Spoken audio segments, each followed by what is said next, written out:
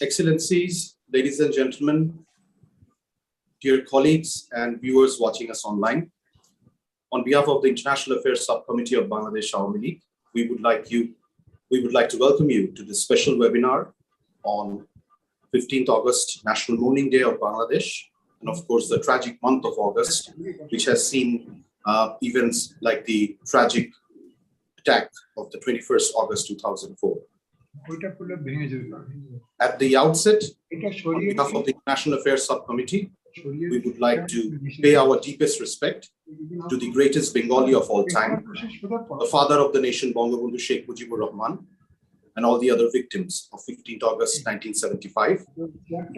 And also we would like to pay our respect to our party colleagues, Ivy Rahman, and all other victims of the massacre of 21st August 2004. Excellencies, ladies and gentlemen, dear viewers, we thank you for participating in this webinar with us today. And to start off the proceedings, I would like to ask Dr. Swami, International Affairs Secretary of Bangladesh Awami League, to present her welcome remarks. Dr. Swami.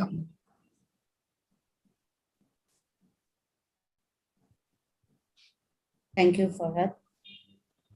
Honorable ambassadors, high commissioners, representative of international organization, Honorable Foreign Minister Dr. A.K. Abdul Momin, MP, Ambassador Mohammad Jamil, Chairman, International Affairs Subcommittee, and my fellow colleague and other dignitaries. I, Dr. Swami Ahmed, International Affairs Secretary, Bangladesh Awami League. My heartiest thanks to you all for joining this program, the ripple effect of bloody August in the history of Bangladesh.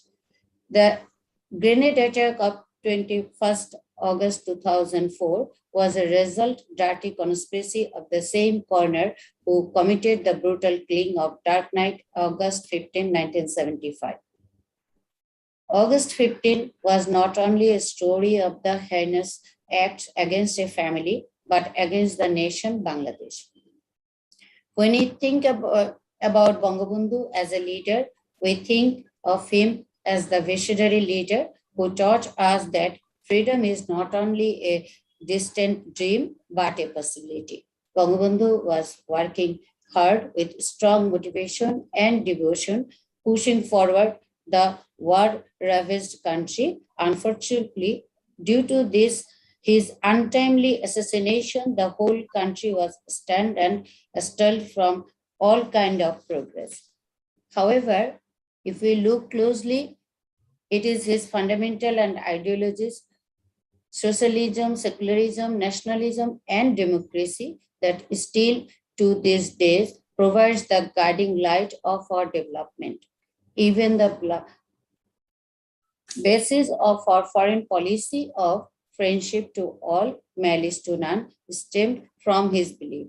Despite the inheriting a war-torn country, Bangabandhu took measures that led to a GDP growth of 9.6% in 2 years of liberation in 1974.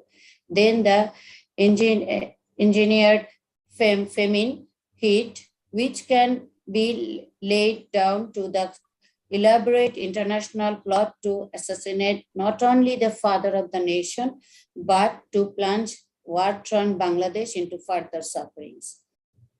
The engineered famine reveals that anti-liberation forces were active, conspirating against newborn Bangladesh.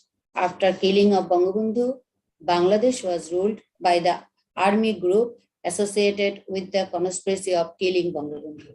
The country could not progress forward during 2 decades of military rules. The country was inundated by corruption and law and order was its lowest.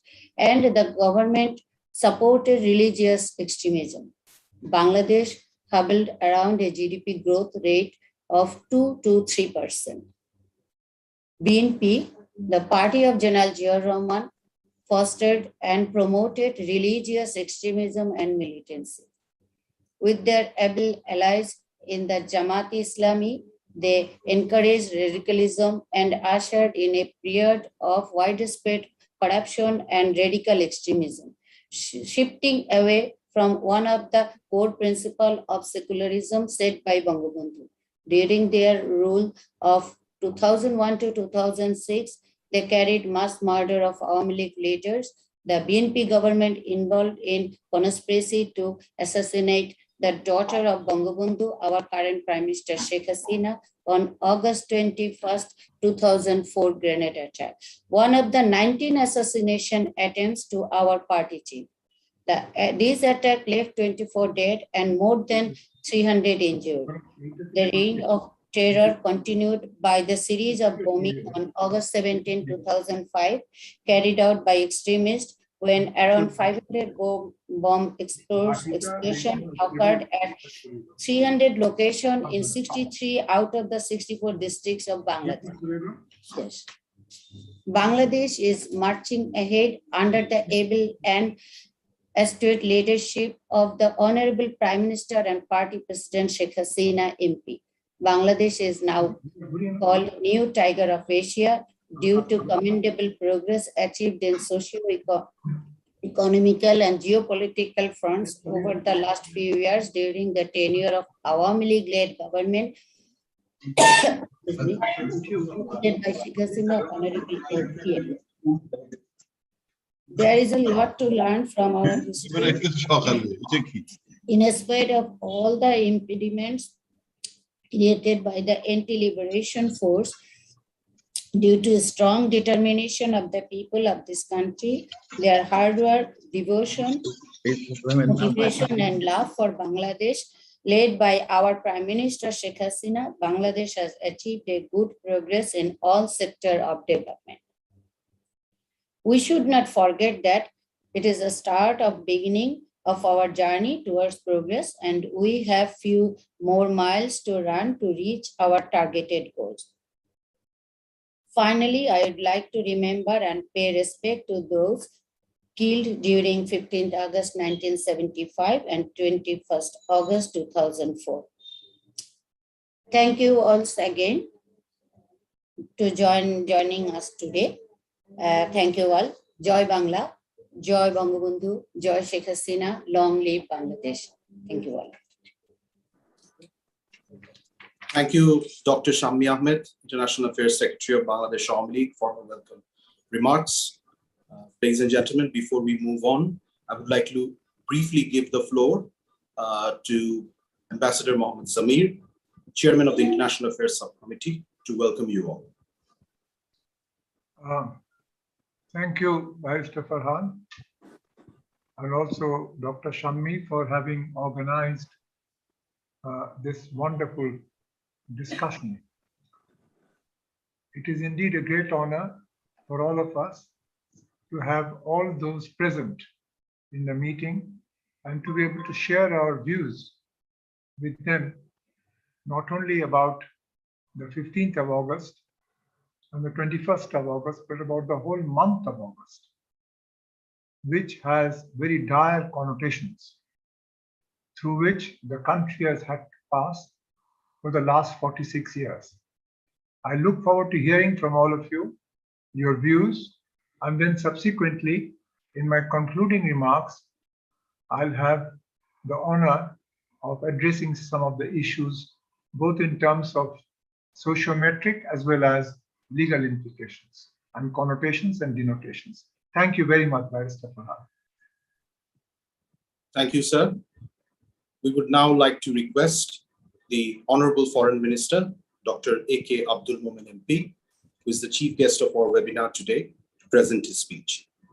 Dr. A.K. Abdul Momen MP. Thank you very much, Farhan. I have not seen you for some time, so I'm so glad to see you.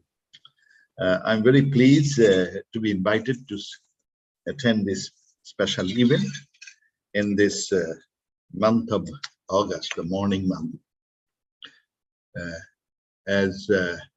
All you know that this is a month where the history of Bangladesh was the evil forces tried to change the history of Bangladesh, and they were successful up to a period.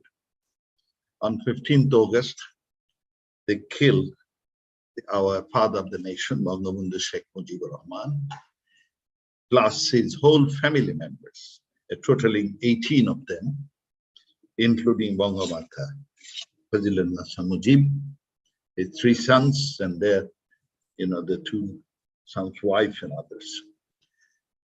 That changed the whole scenario of Bangladesh. For many years, Bangladesh, the momentum that got Bangladesh, the independent and sovereign Bangladesh. Initially, as you know, the country was suffering because of the war and subsequent floods and others. But Bangabandhu take one after another very positive steps for which the country was getting a momentum of development, particularly from a negative GDP growth of 11.7 in 1971. By 1976, it was, 75, it was a positive of around 7% plus. That meteoric increase was suddenly got a shock with the killing of the father of the nation. And not only that, the reason for which we fought, we gave blood, those were being completely trying to be wiped out.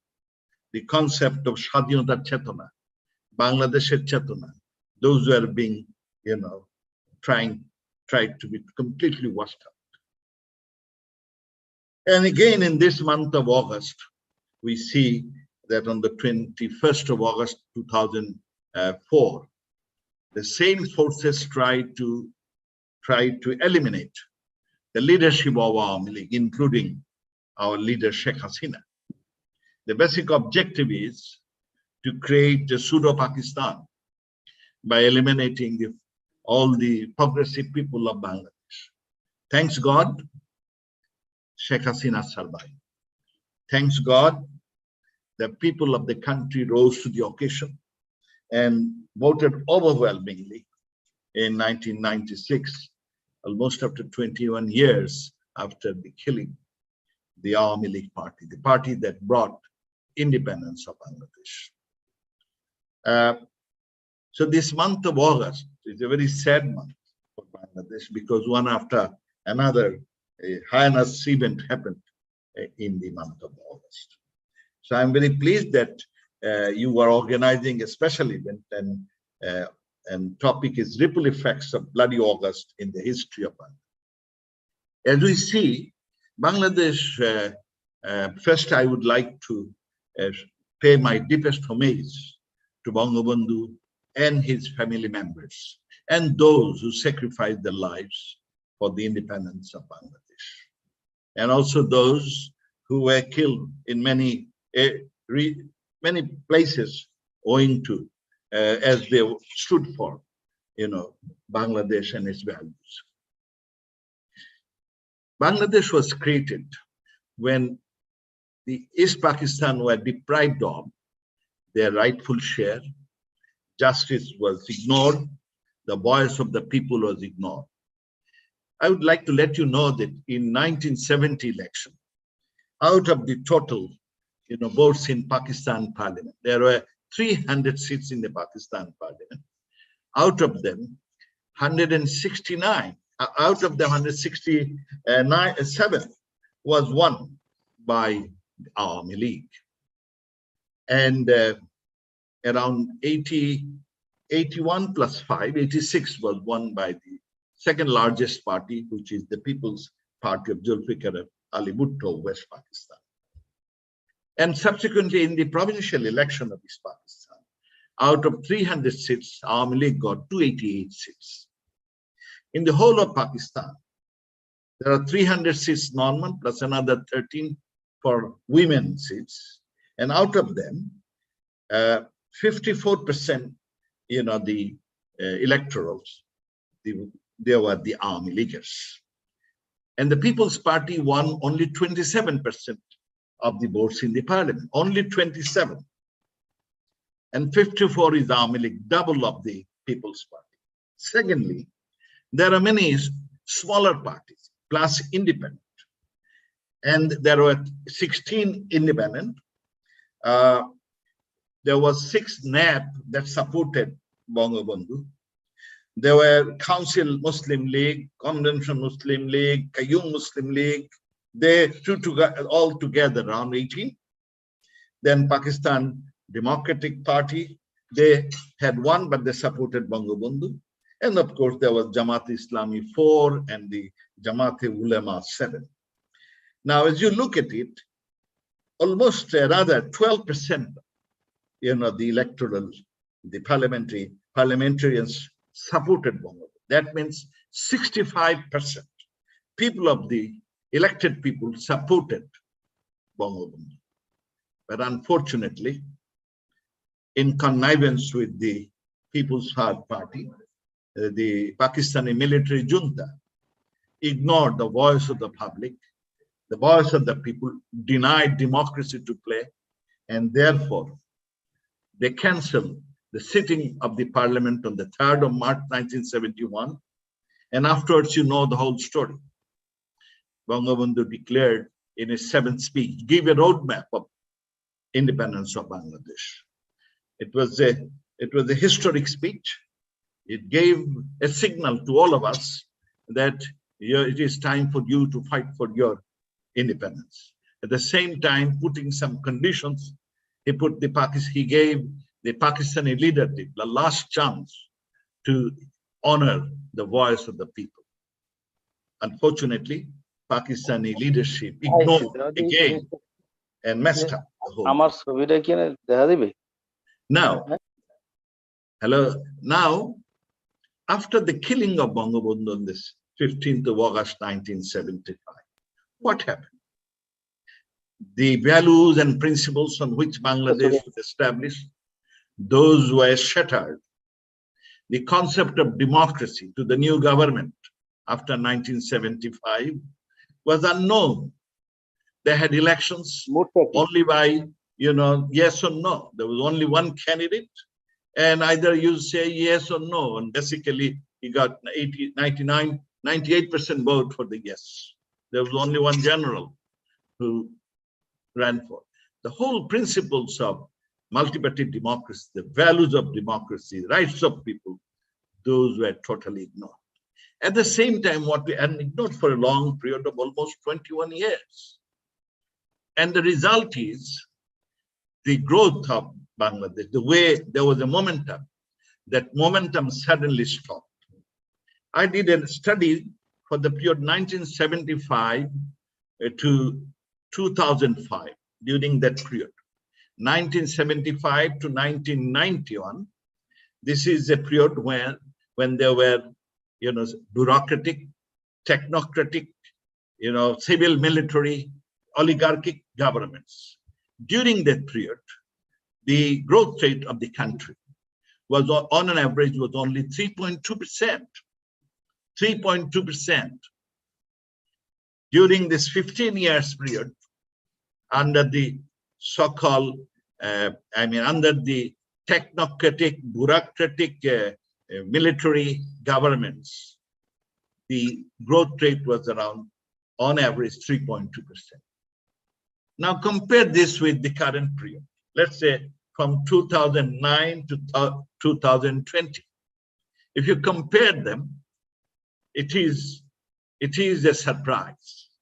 Under the leadership of Sheikh Hasina, a democratic government, the average growth rate is 6.8% over this period. 3.2 and 6.8, just imagine. That's possible because under the leadership of Sheikh Hasina, people's voices are honored, people are being allowed to contribute to this society, and Bangladeshi people are always dynamic and hardworking, very resilient. And as the people's leadership of Sheikh Hasina, a pragmatic leader, she enunciated and directed, gave a roadmap, and provided a targeted approach for which Bangladesh could achieve most of the goals of MDGs. And we hope to achieve most of the goals of the SDGs. Now, this thanks God, and I thank the people of Bangladesh, the voters of Bangladesh. They voted for Sheikh Hasina in 1996. And immediately we see a sea change from 96 to 2001 during the Sheikh Hasina's Awami League's, the Sheikh Hasina's first period of government. It is the golden period. It's a golden period because the major problems that Bangladesh is faced, food deficit, energy deficit, and medical problems, to many of them were being taken care of. And following, of course, we had a little debacle. But after 2008, if you look at it, the country that is known as a bottomless basket is now as the land of opportunity, a vibrant economy. Meteoric change is not my words. The leaders of the world, Ban Ki-moon, the Secretary General, the UN, he termed Bangladesh as model of economic development. Wall Street Journal termed Bangladesh as a torchbearer of the South. And the leadership of the world agreed all together that Bangladesh is a star of women empowerment. At the same time, the call to the Japanese media, they said the Bangladesh is a model for, taking actions for disaster. It's a model as to how to avoid disasters. So we achieve all those goals because we have a people-oriented government. And I don't want to take too much time, only thing, and since 2008, we see there is a smooth, democratic government. They are being elected by the voice of the people. And from 1975 to 1996, and that period was more so as a period where, except a little glip, is a period of autocratic government resulting in the total, resulting in the loss of our values and principles, and a period when the people were involved only for the personal achievements and not for the national interest. We are very pleased that under the leadership of Sheikh Hasina, we are promoting an administration, a development process where we do care so that no one is left behind. The government of Sheikh Hasina is a government of pro-people, pro-planet, more peaceful, and looking forward to a sustainable world of prosperity. This is possible only because, and look at another area, maybe other friends will say, how we are achieving those. Because in terms of our foreign policy, we have, which Bangabandhu initiated the friendship to all, malice to none. And Bangabandhu further said, and I quote, peace is imperative for development. Under the Sheikh Hasina's government, we are maintaining peace with everybody, our neighbors. She has been maintaining, I say, a historic relationship with all our neighbors. The relationship between Bangladesh and India, relationship between our neighbors, I say it is an example of maturity of diplomacy. They have done an excellent job, resulting in we resolve many of the critical issues with our neighbors without shooting a single bullet. No bullet has been, spared for resolving the issues. We resolved our border issues. We resolved our maritime issues. We resolve our water sharing issues, all through dialogue and discussion. That is an achievement of Sheikh Hasina. And of course, due to her, this is also an achievement of the leadership in India or even Myanmar. Even at Myanmar, we resolved our maritime boundary through dialogue and discussion. That's possible only because of leadership commitment like Sheikh Hasina, a visionary leader. And today, while we are observing the ripple effects of we should say that we are glad that the bloody August syndrome is over. Bangabandhu did two things. He fought for the people of the people. He fought for the people of Bangladesh and delivered a sovereign, independent Bangladesh. This is number one. Number two, he gave us a vision. Whatever he used to dream, he translated his dream of a prosperous Bangladesh, Sonar Bangla, to the rank and file of his supporters. And therefore, although Bangabandhu physically not present, but we observe his presence every day, and we face the challenge every day because we like to achieve his dream, the dream of a Sonar Bangla, a prosperous, prosperous land, peaceful land of Bangladesh, where nobody will go hunger, everybody will be given accommodation, healthcare, education, and of course, you see this, clothes. Nobody will be অন্ন বস্ত্র বাসস্থান শিক্ষা স্বাস্থ্য সেবা সবার জন্য নিশ্চিত হবে. And thanks to his daughter, the dynamic leader Sheikh Hasina, she is meeting one after other. Now we are self-sufficient in food. We don't have much problem with clothes. And this year at the Mujib Borsho, Sheikh Hasina has taken a vow to provide accommodation to all the people, those who don't have it. Oh yeah, and also Sheikh Hasina has created an example of delivering books to all the kids of the country, millions of books on the first day of the year, every year. These are historic things. In addition, she created so many health complexes, health clinics, by which we achieved significant, methodic rise in methodic achievements in the area of reducing death rate, infant death rate, maternity death rate, name it, including because of that we have increased our longevity, methodic increase of longevity. Most importantly, because of varieties of socio-protective measures in Bangladesh, we could reduce our poverty over the last few years more than half. And if Awami League remains in power by 2030, we hope we can reduce the extreme poverty to around 3%, which means no extreme poverty in the country. I'm looking forward to those days, and I must say that while Sheikh Hasina's vision and her strategic policies are helping us in achieving economic development, at the same time, like her father gave the independence and gave us a vision. Like her father, she has achieved economic growth and development, but at the same time, she has given increased the hope and the confidence of the Bangladeshi national. She said, "Amra bijoyer jati, amra obosshoi parbo." We can do. We are a nation of victors, and therefore we'll definitely can win, definitely can ascend in performance, and will achieve our goals. This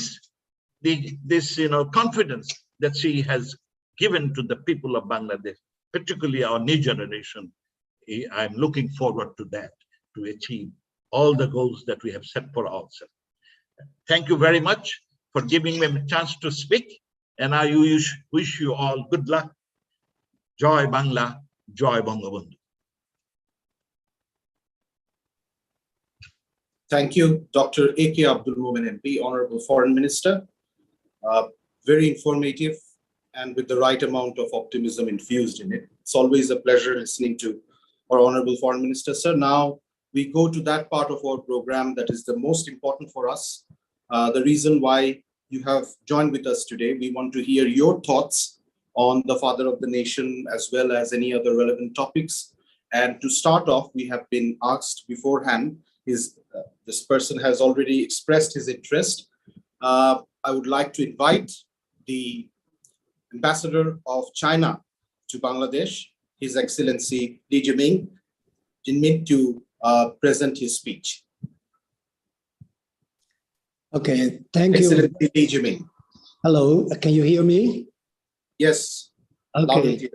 Your Excellency, Dr. A.K. Abdul Momen, and the Honorable Foreign Minister, and all the fellow ambassadors Excellencies, a very good evening.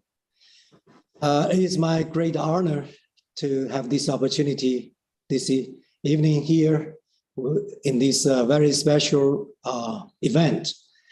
And I would, first of all, I would like to take this opportunity to pay my personal highest tribute to Bangabandhu, and also to express my gratefulness to his great contribution to China-Bangladesh relations. If I am not mistaken, in March, I also joined a celebration event to commemorate Bangabandhu, and I learned a lot from those events, and also my understanding of Bangabandhu and my feeling about Bangabandhu is deeper and deeper through those occasions. And since I arrived in Bangladesh about 2 years ago, I have developed a strong interest and at the same time, a deeper respect to Bangabandhu. And I read a series of books about him, and some books are even written by himself. To my understanding, he is a man of extraordinary courage and who always champions dignity and justice and fights for the interest of Bangladesh people. As the founder of this country, he literally shaped the whole fundamental regimes of the newborn nation. And the principle of friends to all and malice to none is actually contributed to lay down the cornerstone of the diplomacy of this country. And also it's also contributed to the bilateral relations with many other countries, especially with China. Bangabandhu was an old and good friend of China, and the past founder, I would say, of China-Bangladesh relations. During his 2 visits to China in 1952 and 1957, respectively, Bangabandhu forged friendship with Chairman Mao Zedong and Premier Zhou Enlai and other Chinese leaders of the elder generation. And even though Bangabandhu didn't witness its growing into the giant tree, but the relationship between China and Bangladesh, the seed was planted actually by Bangabandhu himself. The death of Bangabandhu was indeed a huge loss of China-Bangladesh relations. Unfortunately, the Honorable Prime Minister Sheikh Hasina carried on Bangabandhu's legacy, and under her outstanding and strong leadership, Bangladeshi people have overcome difficulties and made remarkable achievements. We can see, as just now Dr. Mohammed mentioned, that the GDP of Bangladesh has maintained a high growth rate for many years in a row. And we have full confidence that Bangladesh will make Vision 2041 a reality and make the Bangla dream a reality. To commemorate Bangabandhu, President Xi Jinping of China delivered a video message, a video address to Bangladesh in March in a big celebration event. It was the first time that President Xi ever recorded such a video for other countries' domestic event, as dispels in more or less the domestic theme, which shows that the great importance attached by President Xi himself to Bangladesh and China-Bangladesh relations.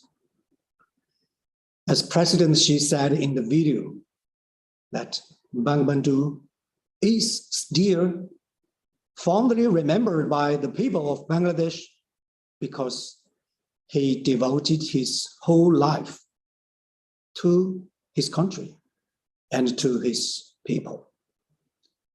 The Shona Bangla he envisioned is still inspiring more than 160 million Bangladeshi people to strive for national rejuvenation. On July 1st, Prime Minister Sheikh Hasina also sent a congratulatory video message to President Xi to extend warm congratulations on the 100th anniversary of the founding of the Chinese Communist Party, or Communist Party of China, as we usually say.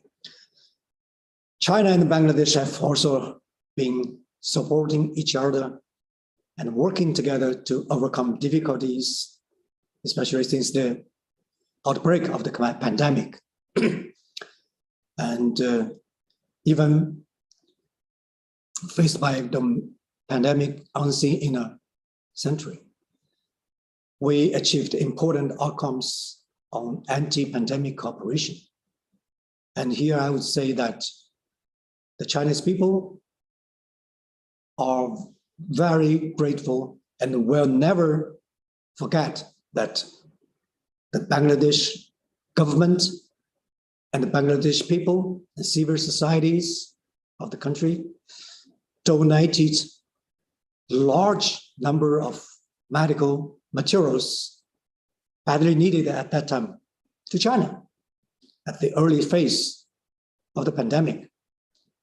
And after we successfully controlled the domestic epidemic, and China also did our best to send something in return to Bangladesh. Under the political guidance of President Xi and the Honorable Prime Minister Sheikh Hasina, China-Bangladesh relations have been evaluated to the level of strategic partnership of cooperation and has been developing very, very smoothly. And I'm sure that our anti-pandemic cooperation will only become stronger and more fruitful with the concrete efforts of international community. We human beings will eventually prevail over the coronavirus all over the world. Thank you.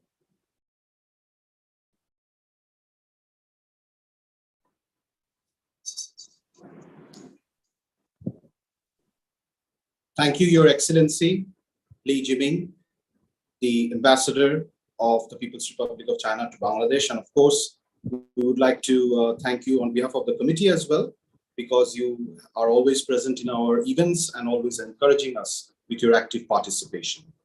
Moving from one friend of the committee to another, let me now invite the High Commissioner of the Republic of India to Bangladesh, His Excellency, Mr. Vikram Dori Swami, to present his remarks. Thank you very much, Farhad Bhai, for the invitation.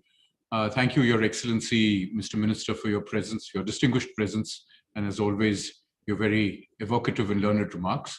And of course, it's a great pleasure to see you, Ambassador Mohammad Zamir, my dear sister, Dr. Shami Ahmed, friends from the Awami League, and of course, our diplomatic colleagues, fellow ambassadors and high commissioners present today. It is difficult for any Indian to encapsulate how much Bangabandhu means to all of us. We know him as an authentic voice of the people. He was truly an authentic leader, a grassroots leader who represented the voice of the people and the sense and the spirit of democracy and justice. This was an authentic hero from the times of his early entry into politics in pre-independent South Asia.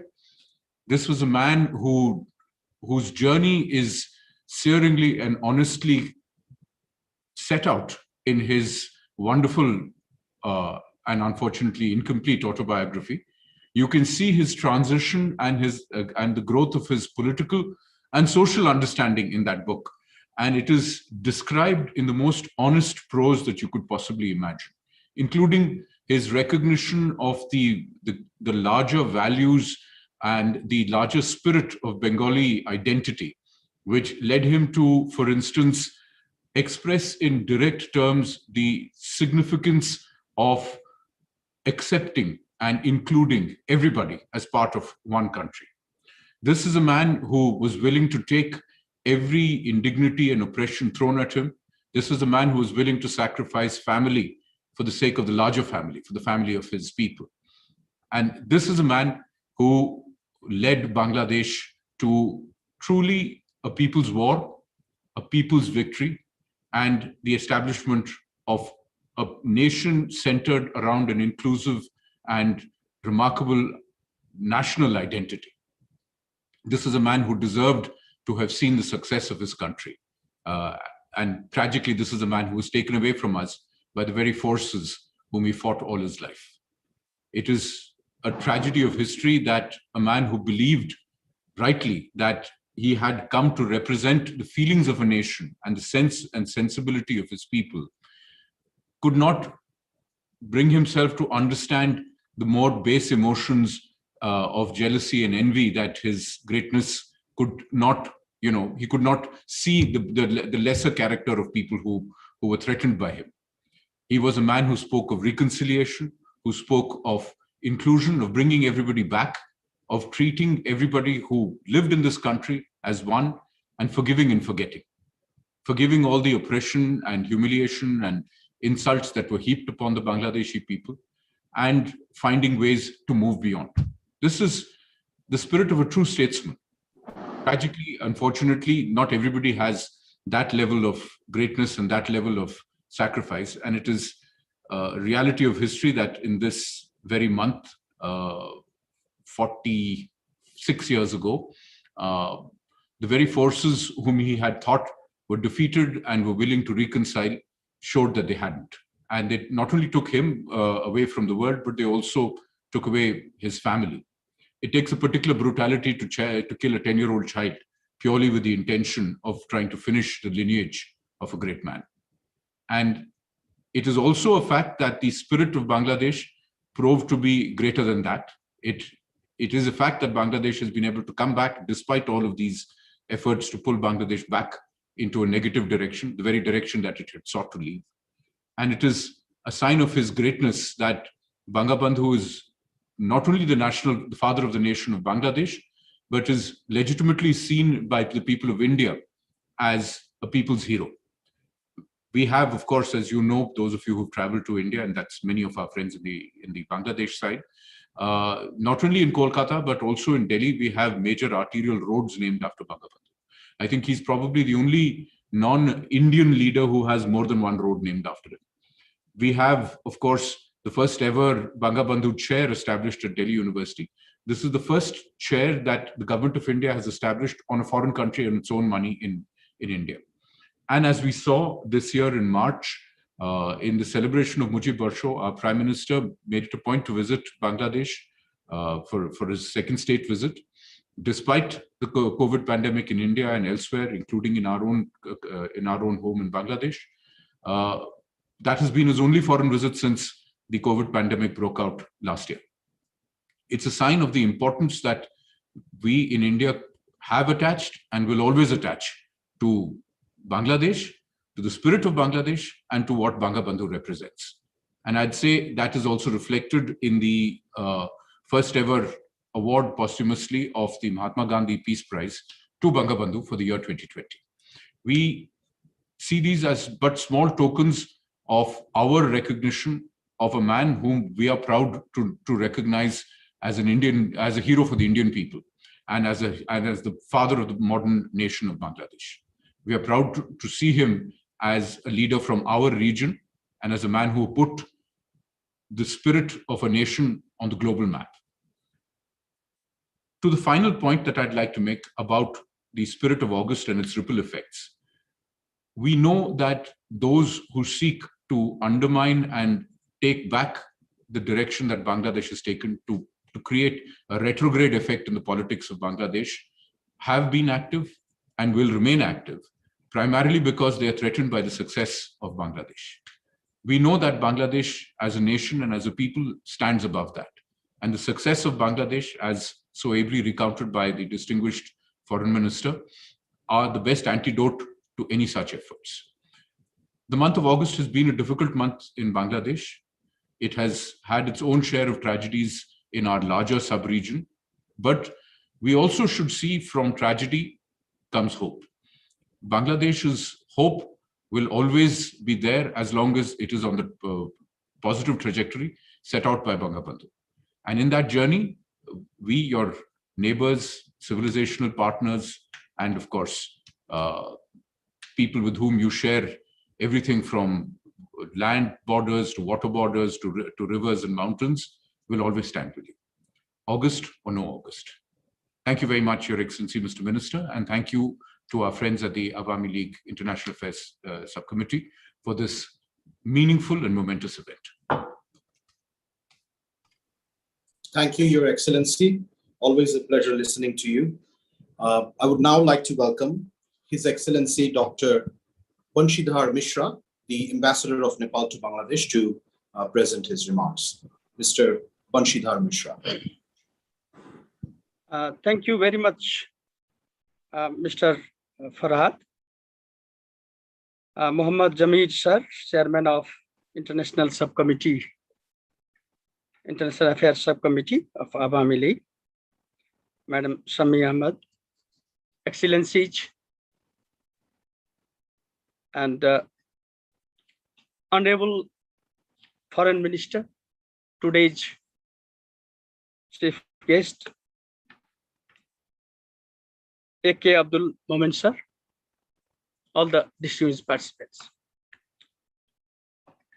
I feel very much honored to participate in this event to say something about a great leader of this region, a very inspiring personality of South Asia, Bangabandhu Sheikh Mujibur Rahman, whose whole life is inspiration for all of us. From his youth till his demise, is all the acts of pioneering independence movement of Bangladesh, standing firm for democracy and human values, are very much precious for Nepali people or people of whole world. Since Nepal is for Nepal, Bangladesh is the closest neighboring country after the directly border attached two countries. We are the closest one. And in the Nepali people are sentimentally, emotionally attached, always friend of Bangladesh. Even few people fought for with the physical presence also, and supported whatever possible way in the independence war of Bangladesh. So we share everything, every emotions, every sentiments with each other. So Nepali people always praise, always follows and be inspired by Bangabandhu. And the loss was the loss of even Nepali people also. So month of August, a mourning month for not only Bangladeshi people, it's mourning for us also. But we feel his presence, as very rightly, truly stated by Honorable Foreign Minister, when we see Bangladesh forwarding, moving, developing, all with all round, all in all sectors, and moving towards the dream of Sonar Bangla. It's really a model, an example to see Bangladesh from those days of a disaster, and now not only coming up being a torchbearer, as said by Ban Ki-moon, the former UN Secretary General, being in every sector, being food sufficient, in health sector, in education sector, infrastructure development, in digital sector. And Bangladesh has become a hope for us also, for Nepali people also, because being so friendly, so close, we can share, and we are sharing, we are getting benefits. Bangladesh has always stood with the Nepali people in time of any disaster, like in 2015 earthquake. And in the past, Nepalese also, when there was a big disaster, big flood in 1974, Nepali people stood with Bangladeshi people and always there. So even in this pandemic, we got a lot of supports from Bangladesh with the medical equipments, with the medicines, and many more. So we always remember Bangabandhu as our great leader. His books of his life, his diary was translated in Nepali also, and widely read, widely studied. And everybody, once Bangabandhu, it means a lot for us. And that's why this time we are fortunate that we could see that Right Honorable President of Nepal visited in March on the occasion of first centenary of our Bangabandhu and Golden Jubilee of independence of Bangladesh. So it's really a great lesson for Nepal and for all neighboring people to see Bangladesh with all its values developing towards a developed nation, from underdeveloped coming to the middle income, and with a ideology, with all human values, with a secularism here. That is actually worth praising. Nepal has also become secular, as new constitution we promulgated in 2015. And so it's many things we can see that is being with a similar feelings. Bangladesh has become model for us, and it's developing under the leadership of able leadership of the daughter of Bangabandhu, now Honorable Prime Minister Sheikh Hasina. So Bangabandhu is always living in the hearts of the people of this region, particularly with Nepali. And I can see that with his principles, values, his dream, his vision, Bangladesh will develop and further develop, and will firmly be an example of a great country and how country could get rid of all the sorrows and make their people happy. Thank you very much. I conclude my speech with these words. Thank you very much. Thank you, Your Excellency, Dr. Mishra, for your kind remarks, not only about the father of the nation, Bangabandhu, but Bangladesh and the people of Bangladesh in general. Now I'd like to give the floor to His Excellency Enrico Nunziata, the Ambassador of Italy to Bangladesh. Thank you so much, Honorable Minister of Foreign Affairs, Dr. Shami Ahmed, Ambassador Zamir, Excellencies, distinguished guests. Thank you very much for inviting me to this meaningful commemoration with this interesting discussion on the effect of the bloody August, a tragic month in the history of Bangladesh. And the assassination of Bongo Bondu actually undermined the foundations of the newly independent Bangladesh, laid by Bongo Bondu, the foundations for secularism, social justice, and multi-party democracy. All concepts that have been underlined so far by all other interventions. The amendments of the Constitution adopted after 1975 by the that time Parliament are a telling proof indeed of the negative effects of this coup d'etat on the path toward democracy and development in Bangladesh. I have visited the Bongo Bondu Memorial Museum as soon as I arrived in Bangladesh, and I think all colleagues have done the same. And I was very much shocked, impressed about the brutality of this carnage, of this assassination. And the message I think that you can have from visiting the Memorial Museum of Bongo Bondu is, I think that is a universal message. It's not only a message for the young generation of Bangladesh, and is to preserve and safeguard independence and sovereignty, and always struggling for democracy.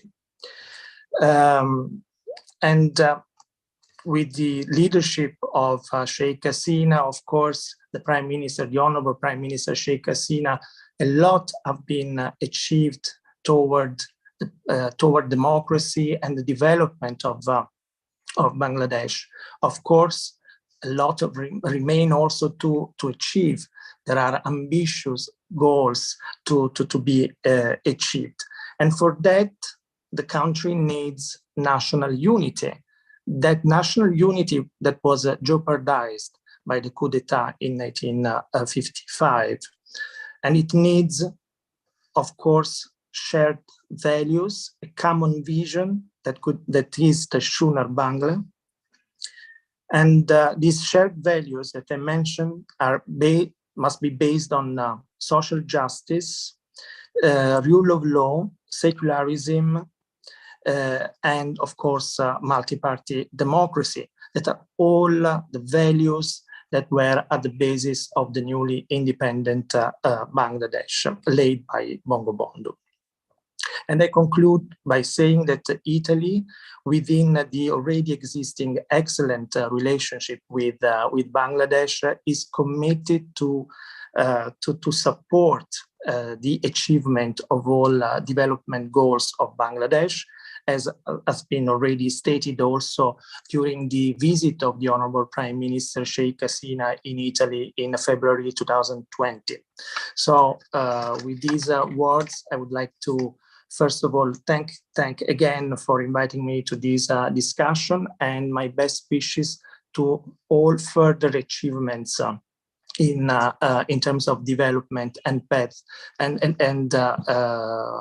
let's say the path toward democracy in the country. Thank you. Thank you, Your Excellency. I see no more virtual hand raising, so I'll pause for 10 to 15 seconds to see if any of our other esteemed friends want to add anything to the discussion. I see a hand from our friend in Sri Lanka, so I will invite His Excellency, the Ambassador of the High Commissioner of Sri Lanka to Bangladesh, for his comments.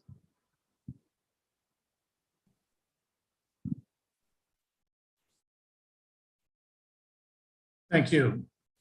Aiboan, Assalamu alaikum.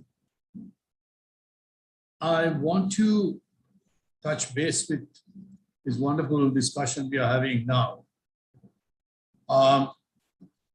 We are I like to come from a rather emotional connectivity to Bangladesh.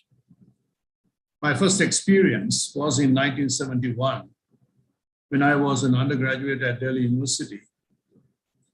When I met young Bangladesh youth who were fleeing from Bangladesh due to the repression. We met in New Delhi and they unfolded one of the most heart-rendering exhibition at Vigyan Bhavan. And I was with them for about 3 days. And it was very difficult to express the brutality with which those images unfolded, a history of blood. And it stuck in my mind. It was embedded in my mind and also embedded in my personality.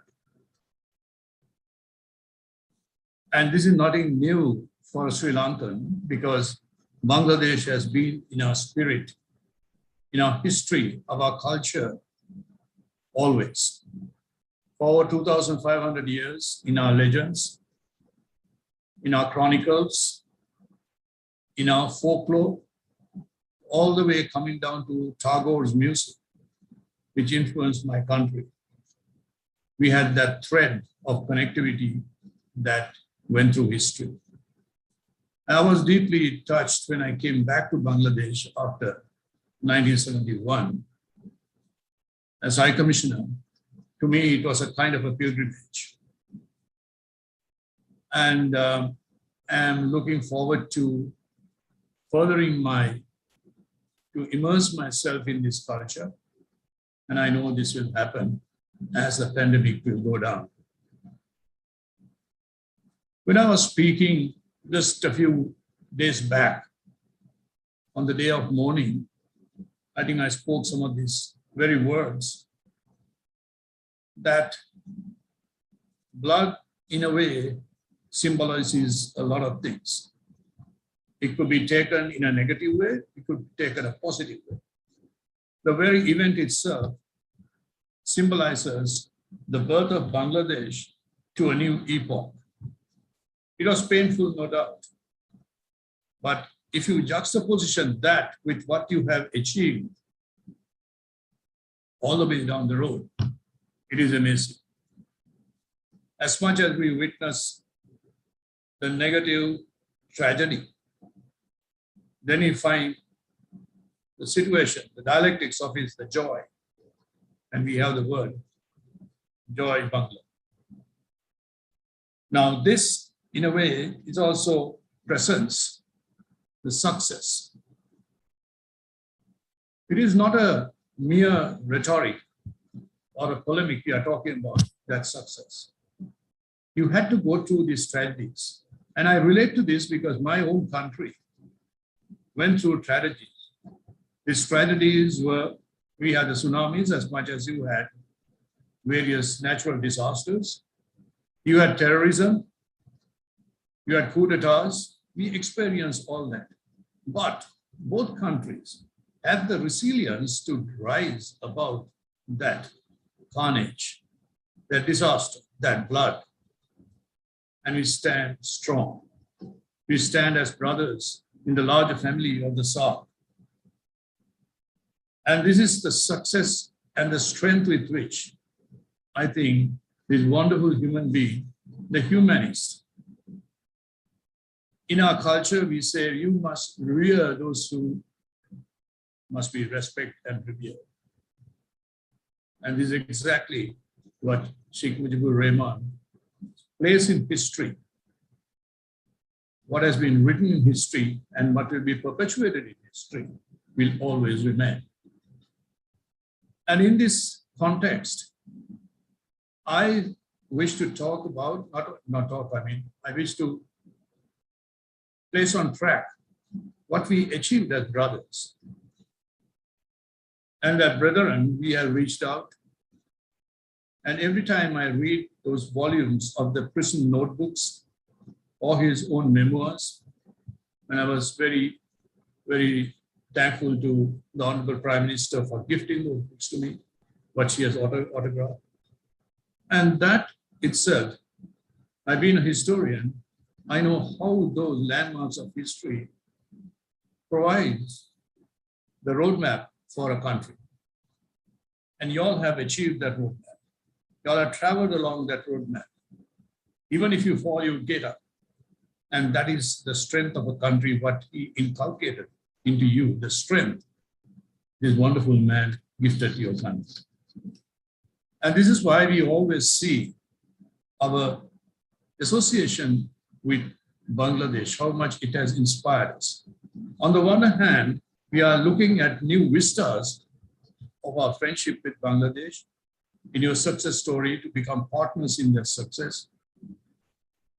We are now seeing new vistas of, we have the shared, we are having the coastal shipping, we are having the PTA. Very recently, we have now opened up for duty-free items to be imported to Sri Lanka. It's a greater recognition. We are also having the preferential berthing. We are also looking at further developments towards this. Now, this reaches, after all the bloodletting, we are looking at a positive aspect. By next year, we are going to celebrate 50 years of our friendship with Bangladesh with diplomatic relations. And we are looking forward to further closeness of our brethren, how we share our knowledge, how we share our security concerns, also sharing anything good what we can endow to human beings. And in this connection, I'm so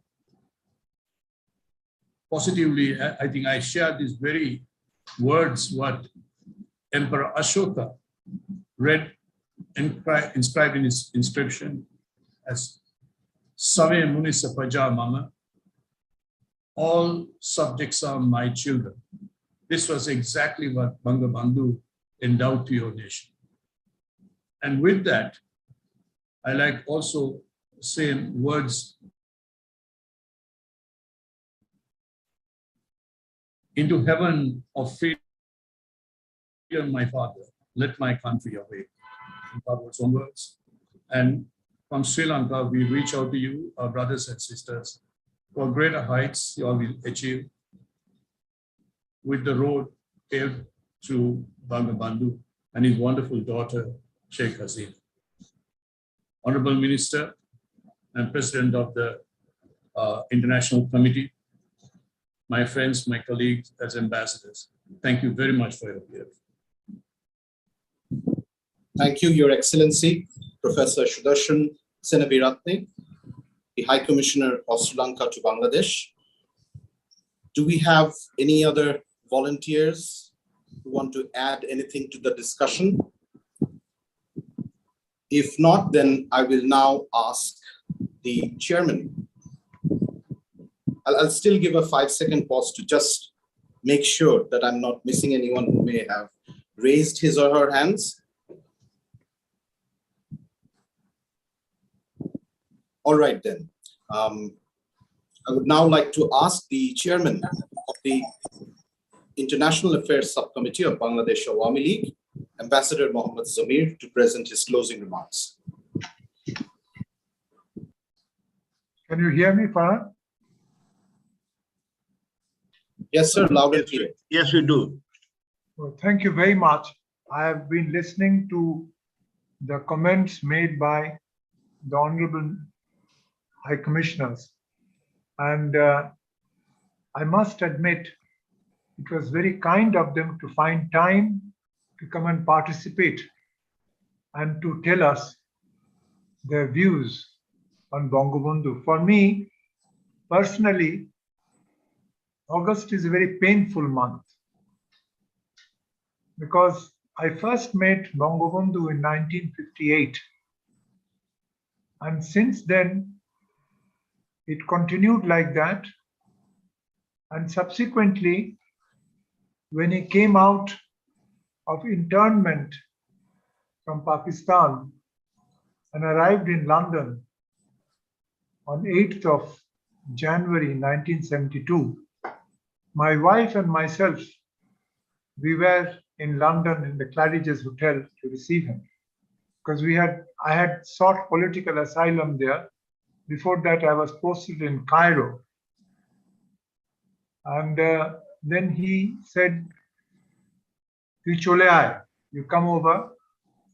And when I arrived, I came with my wife and myself. We came by Aeroflot from London to Moscow, and from Moscow to Dhaka. We arrived on 21st of January. I'm saying all of this because he called me to his residence on 22nd. And at that time, the secretary of the Prime Minister's office was the father of the present Speaker of our Parliament. And he asked me that you will have to look after the Indian desk. So I started the first file on India. But what is important is this month of August,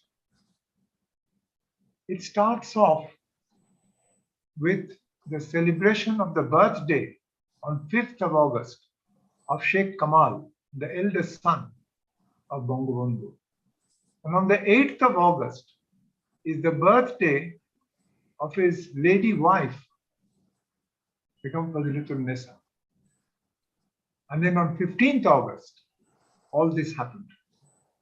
And the strangest thing is that on 13th of August, something had kindled some anxiety in the mind of our Honorable Prime Minister Sheikh Hasina, who was at that time visiting with her younger sister Sheikh Rehana and her 2 children. They had gone through Brussels to Germany because of her husband. And she talked to her father on the 13th of August and asked if she could come back. And he said, "Well, why not? If you want to, we will arrange for tickets for you." But the more interesting thing is that on the 6th of August, K.L. Rao, who was the head of RAW, the Indian Intelligence Services, he came to Dhaka and warned Bangabandhu that there was some sort of thing happening and he should arrange for a more protective environment by moving out of Road 32, Dhanmandi, and going and staying in Bongo Bhavan, because he was in the president. And Bongo Mata, his wife, said, no, we are here in this house, we are all right. And Bongo Bandhu also didn't go. The next day, Shamur Sen, the Indian High Commissioner, met Bongo Bandhu and said the same thing. Now, the interesting thing is that on 15th August, after this happened, unfortunate assassination of Bongo Bandhu, we are faced even till today with the absence of full punishment being meted out to those who were involved in the assassination of everyone in the family, including his youngest child, Sheikh Rasul. And then also we have a situation where they killed Sheikh Moni and his pregnant wife. Now, the saddest thing is that there are still 5 of the killers who have not really faced the penalty of their atrocious deed. And I hope the international community will remember to deliver justice by being part of the judicial process. Similarly, the saddest thing is that what happened on the 21st of August, 17 years have passed since then, and despite that, justice has not yet been meted out.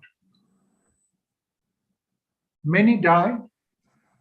The grenades were used, Aegis grenades, and FBI and the CIA, both on the advice and instruction of President Bush, who was then the President of the United States, were sent to Dhaka because Aegis grenades had been used, which were very rare in this part of the world. But till now, the entire judicial process has not been completed. I will only hope that your distinguished comments about Bangabandhu and about our Honorable Prime Minister Sheikh Hasina will encourage the relevant authorities to take the necessary action for the judicial process to be completed in the context of those who were guilty of assassinating the family of Bangabandhu on 15th of August. And also similarly, you will kindly ensure that there is support for the judicial process for 21st August to be completed. I'll not take too long a time, but I will mention here that what we need here also is a commission to find out who all were involved in the assassination on 15th of August and work out and find out who were involved also in 21st of August.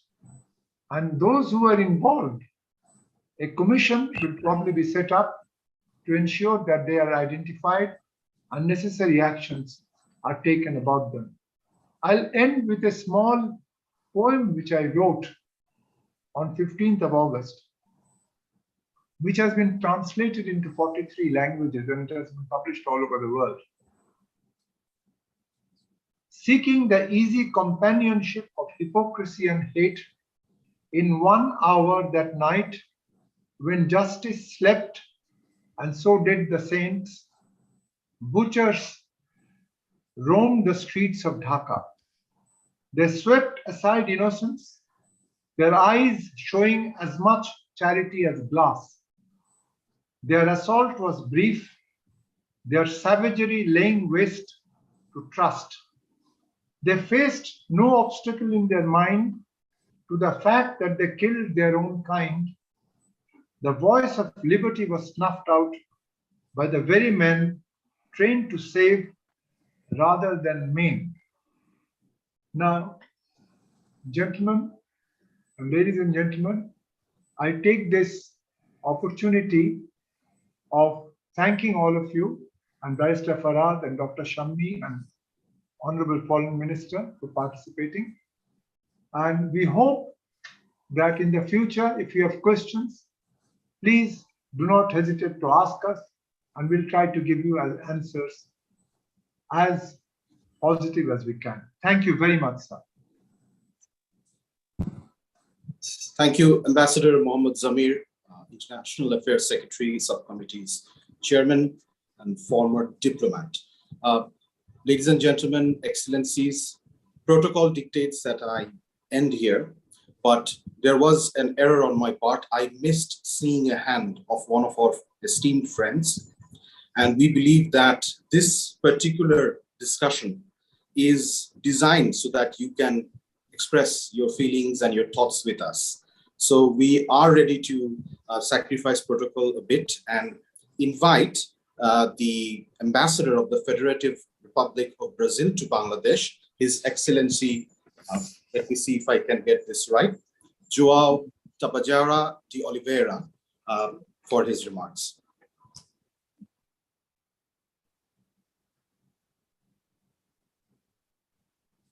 Yes, thank you so much, Mr. Farhad.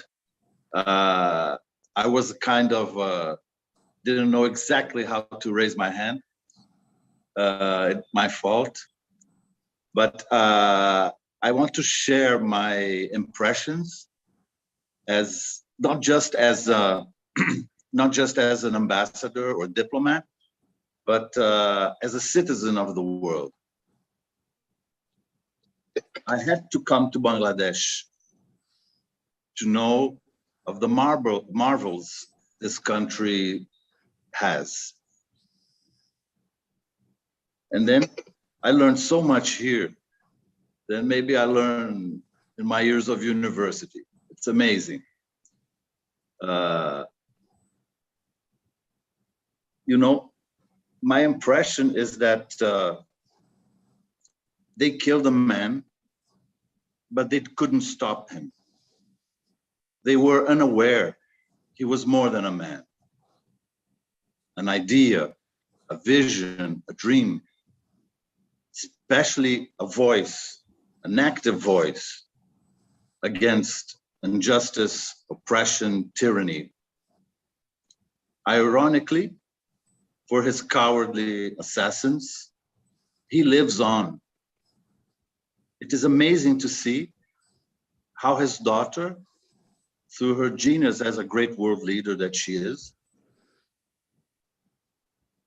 puts in place the legacy of his vision and is bringing development, prosperity, eradicating misery from this country.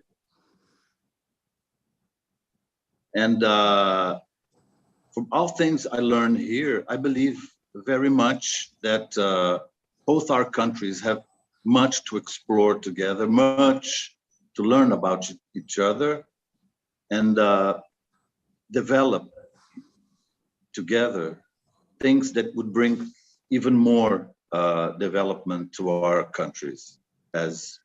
So I would like to thank the honor of being invited to be participating in this important event. And I would like then not just to thank you, Ambassador Zamir, Shami Ahmed, and especially Honorable Minister of Foreign Affairs, Abdul Momen, and thank Bangladesh for offering me this opportunity to share with you my feelings about your country and your history. Thank you very much. Thank you, Your Excellency. And thank you to all our friends who participated in this very inspiring discussion, I would say. So let me just see if I can thank individually all the countries which have been represented here today. So we thank our friends from Brazil, from Sri Lanka, from Algeria, India, Vietnam, the Democratic People's Republic of Korea, People's Republic of China, Italy, Maldives, USA, Australia, and Pakistan as well. And if we have missed anyone who were, we still have presence from Norway and Nepal, Switzerland. And if we have missed anyone who are currently not joined with us, but were before, we also thank them. And we thank our viewers who have been involved with us through the live telecast. Thank you very much, Dr. Shami Ahmed, Secretary of the International Affairs Subcommittee of Bangladesh Awami League. Thank you to Ambassador Mohammad Zamir, Chairman of the International Affairs Subcommittee of Bangladesh Awami League, and of course, always here to encourage us in all our efforts, the Honorable Foreign Minister, Dr. A.K. Abdul Momen, MP. Ladies and gentlemen, excellencies, and viewers joining us online, we bid you farewell, and we ask you to keep maintaining all the health protocols and take care of yourselves. Goodbye, good evening, Joy Bangla, Joy Bangabandhu.